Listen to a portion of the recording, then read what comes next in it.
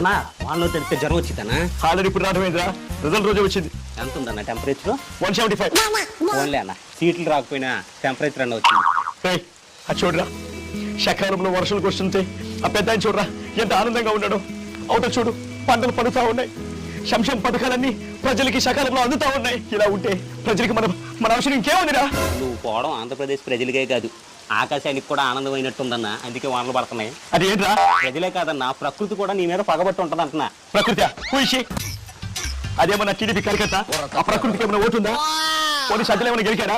అసలు ఏమనుకుంటున్నారా? ప్రకృతి అంటే పక్కింటి అమ్మాయి కాదన్నా, నేచర్ పగుబడ్డంతా నేనేం చేశాను రా? ఇప్పుడు నేచర్ అంటే భూమి, చెట్లు, గుట్టలు. నువ్వేం చేసావు? భూమిని తవ్వేసావు, గుట్టలు కూల్చేసావు, చెట్లు కూల్చేసావు. ఏదేమైనా సరే ఈ ప్రభుత్వం మాత్రం ఉండకూడదురా. నేను ఉండకూడదు ఇక్కడ. మనస్ఫూర్తిగా ఏడ్చేసాయి అన్న. ఎందుకురా? ఈ వర్షం నెలలో నీ కన్నీళ్ళు కలిసిపోతాయి అన్న, ఎవరు గుర్తుపట్టరు నువ్వు ఏడ్చినట్టు.